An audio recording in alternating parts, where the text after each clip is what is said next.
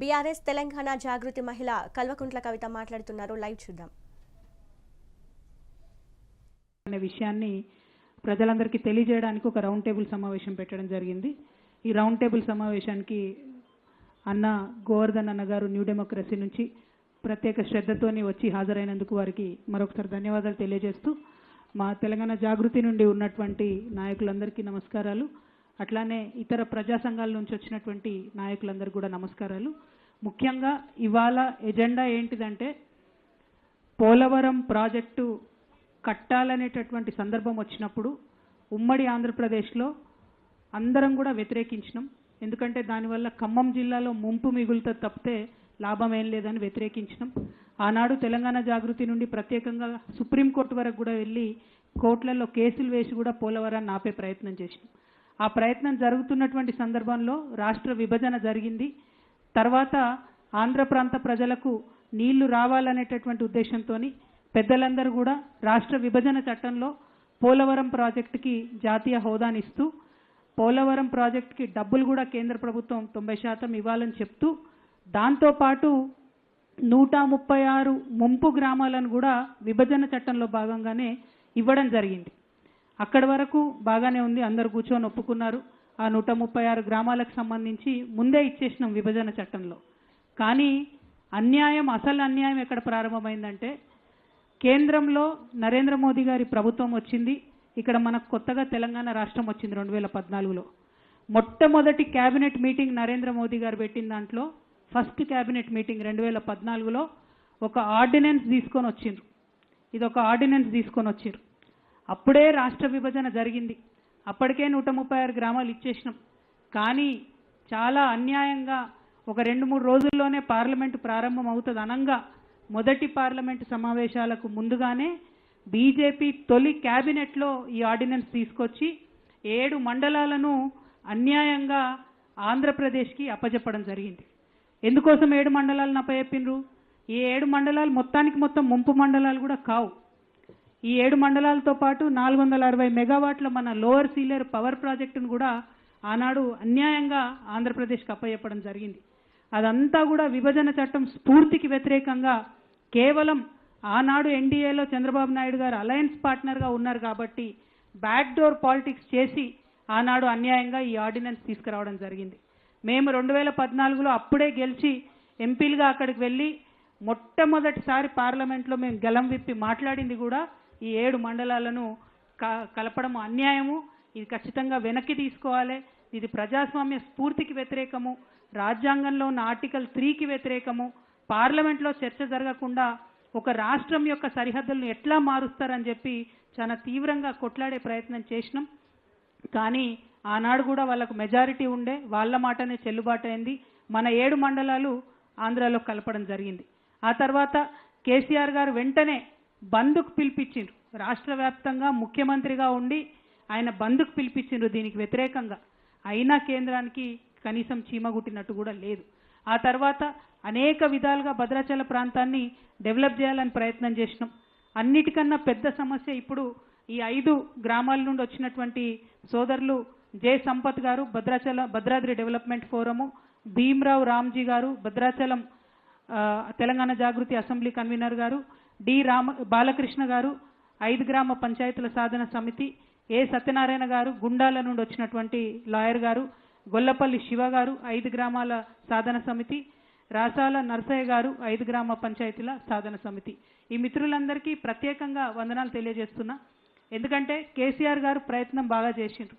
Polavaram project ఎప్పుడైతే వాళ్ళు capacity పెంచుకుంటూ, స్పిల్వే కెపాసిటీని పెంచుకుంటూ పోతున్నారో, 36,000 క్యూసెక్లకు పర్మిషన్ ఉన్నదాన్ని 36 లక్షల క్యూసెక్లకు పర్మిషన్ ఉన్నదాన్ని 50 లక్షల క్యూసెక్లకు వాళ్ళు పెంచుకుంటూ పోతున్నారో, ఆ నిల్వ ఉన్న నీళ్లు వెనక్కి తన్నడం ప్రారంభమైనాయి. మన భద్రాచలం రాముడి దాకా కూడా గుడి మునిగిపోయేటటువంటి పరిస్థితి వచ్చింది. పెద్ద వరద వచ్చినప్పుడు మనం చూసినాం. ఇంకా అన్యాయం ఏంటంటే, ఈ కరకట్టలు ఏవైతే మనం కట్టుకున్నామో అందులో 2 స్లూయిస్లు మనకు తెలంగాణలో ఉంటాయి, 2 ఆంధ్రాకి వెళ్ళిపోయినాయి. మన తెలంగాణలో ఉన్న స్లూయిస్లను మనం మెయింటైన్ చేస్తున్నాం, వాటి గేట్లు ఇబ్బంది లేకుండా నీళ్లు పోయేటట్టు చేస్తున్నాం. కానీ ఆంధ్రాలో ఉన్న 2 స్లూయిస్లను వాళ్ళు మెయింటైన్ చేస్తలేరు. దాంతో కూడా నీళ్లు వెనక్కి తన్నుతున్నటువంటి పరిస్థితి ఉన్నది. ఆనాడు ఎంతో ప్రయత్నం చేసినా కూడా ఈ గ్రామాలు మనకు రాలేదు. చిన్న చిన్న సమస్యల్లాగా మనకు కనిపిస్తాయి. కానీ ఇందాక మాట్లాడుతూ తమ్ముడు బాలకృష్ణ చెప్పినట్టు ఇవాళ 5 గ్రామాల్లో ఉన్న పిల్లలు మరి స్కూల్ ఏమో తెలంగాణలో చదువుకుంటున్నారు, 1 నుంచి 10వ తరగతి ఇక్కడ చదువుకుంటున్నారు. రేపు అడ్రస్ ఏమో ఆంధ్రప్రదేశ్ ఉంటుంది. మరి ఉద్యోగానికి ఎక్కడ అప్లై చేయాలంటే పెద్ద క్వశ్చన్ మార్క్గా ఉన్నది. ఎవరు కూడా ఈ సమస్యను పరిష్కరించే పరిస్థితి లేదు. ఇంకొకటి ఏంది, ఎవరన్నా ఈ 5 గ్రామాలలో అనారోగ్యం పాలైతే ఆరోగ్యశ్రీ కావాలంటే, ఆంధ్రప్రదేశ్ ప్రభుత్వం ఆరోగ్యశ్రీ కావాలంటే వాళ్ళు గుంటూరు హాస్పిటల్ పోవాలి తప్పితే వాళ్ళకి ఇంకో మార్గం లేదు. మరి 5 గ్రామాల ప్రజలు వచ్చి భద్రాచలంలోనో కొత్తగూడెంలోనో వైద్యం తీసుకుంటే తెలంగాణ ఆరోగ్యశ్రీ వాళ్ళకు వర్తించే పరిస్థితి లేదు. ఇట్లా చిన్న చిన్నగా మనకు అనిపించినా వాళ్ళకి అక్కడ పెద్ద సమస్యలు. ఒక్క అంబులెన్స్ రావాలి అంటే 80 కిలోమీటర్ల దూరం కూనవరం నుంచి మరి ఇక్కడికి వచ్చేటటువంటి పరిస్థితి ఉంది తప్పితే వాళ్ళకు డైరెక్ట్గా తెలంగాణ అంబులెన్స్ కూడా అందేటటువంటి పరిస్థితి లేదు. ఇవన్నీ కూడా మానవీయ కోణంలో ఆలోచించి పరిష్కారం చేయాల్సినటువంటి సమస్యలు. వీటి కోసం పదే పదే ప్రయత్నం చేసినా కూడా జటిలమైపోయి పరిష్కారం కాకుండా ఉన్నటువంటి సమస్యలు. అందుకనే ఈ రౌండ్ టేబుల్ ద్వారా ఈ 5 గ్రామాలకు సంబంధించినటువంటి అనేక మంది మేధావులతో ఇదివరకే మాట్లాడి నేను తెలంగాణ జాగృతి నుండి కేంద్ర ప్రభుత్వాన్ని డిమాండ్ చేసేది ఏంటంటే ఇవాళ 20వ తారీఖు ఈ నెల 25 నాడు ప్రగతి ఎజెండా పేరుతోను నరేంద్ర మోడీ గారు 4 రాష్ట్రాల ముఖ్యమంత్రులతోని ఆంధ్రప్రదేశ్, తెలంగాణ, ఒరిస్సా, ఛత్తీస్గఢ్ ఈ 4 రాష్ట్రాల ముఖ్యమంత్రులతోని వారు మీటింగ్ పెడుతున్నారు.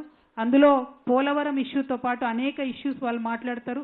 ఆ మీటింగ్లో నరేంద్ర మోదీ గారు ఖచ్చితంగా ఈ 5 గ్రామాలను తెలంగాణకు మళ్ళీ తిరిగి ఇవ్వాలని చెప్పి తెలంగాణ జాగృతి తరఫున మేము డిమాండ్ చేస్తూ ఉన్నాం.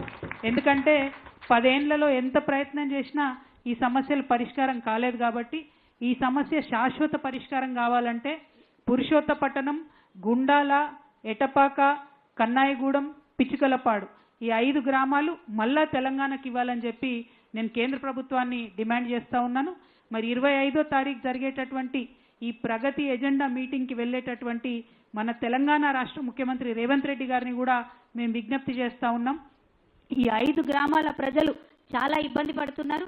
కాబట్టి తెలంగాణ రాష్ట్ర ముఖ్యమంత్రిగా మీరు ఈ 5 గ్రామాలను వెనక్కి తీసుకొచ్చే విధంగా కేంద్ర ప్రభుత్వం మీద ఒత్తిడి తీసుకురావాలని చెప్పి నేను ముఖ్యమంత్రి గారిని డిమాండ్ చేస్తూ ఉన్నాను.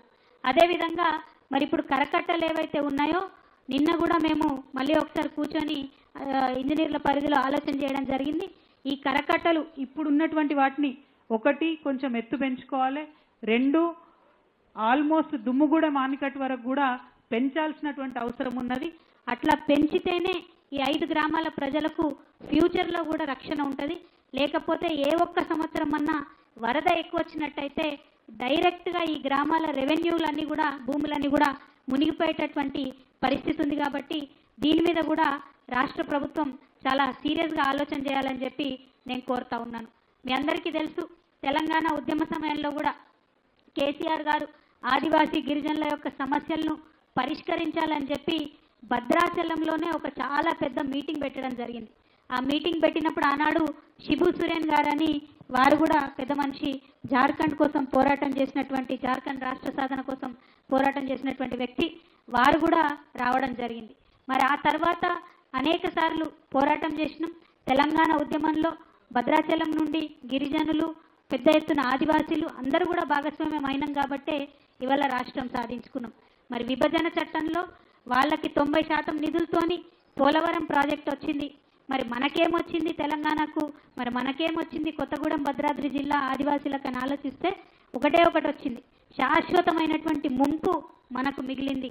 రాముడు కూడా మునిగిపోయేటటువంటి పరిస్థితి ఇవాళ వచ్చింది. ఇవి పరిష్కారం అవ్వాలంటే మాత్రం ఖచ్చితంగా మరి భద్రాచలం టౌన్ ఈ 5 గ్రామాలు కరెక్ట్గా ఉంటేనే ఏదన్నా గవర్నమెంట్ బిల్డింగ్ కట్టుకోవాలంటే టౌన్ దాటి బిల్డింగ్ కట్టే అవకాశం ఉంటుంది. భద్రాచలంలో వచ్చేటటువంటి చెత్త చెదారం ఎక్కడన్నా వెయ్యాలంటే ఒక డంపింగ్ యార్డ్ కావాలంటే ఇవాళ కనీసం ఒక గుంట జాగలేనటువంటి పరిస్థితి ఉన్నది. అంతేకాదు పురుషోత్తపట్టణం ఏదైతే ఆంధ్రకి ఇచ్చినరో అందులో 1000 ఎకరాల దేవుడి మాన్యాలు, రాముల వారి 1000 ఎకరాల భూమి ఉన్నది. ఇవాళ 1000 ఎకరాల భూమి ఆంధ్రకు పోయింది, దేవుడేమో తెలంగాణలో ఉన్నాడు. ఇప్పుడు ఆంధ్రకు పోయినటువంటి ఆ భూమి ఎక్కడికక్కడ ఆక్రమణకు గురవుతున్నదని చెప్తా ఉన్నారు. హారతి అయిపోతున్నది, మంగళహారతి అయిపోతున్నది, దాన్ని పట్టించుకునే పరిస్థితి లేదు. ఇవాళ ఆంధ్రప్రదేశ్ ప్రభుత్వాన్ని కూడా నేను డిమాండ్ చేస్తూ ఉన్నా, పురుషోత్తపట్టణం ఏదైతే ఆంధ్రలో కలపబడిందో మరి అందులో ఉన్నటువంటి 1000 ఎకరాలు భద్రాద్రి రాముడి మాన్యం ఏదైతే ఉందో దాన్ని తక్షణం ప్రొటెక్ట్ చేయాలి, ఆక్రమణలకు గురి కాకుండా రక్షణ కల్పించాలని చెప్పి ఆంధ్రప్రదేశ్ ప్రభుత్వాన్ని కూడా నేను డిమాండ్ చేస్తూ ఉన్నాను.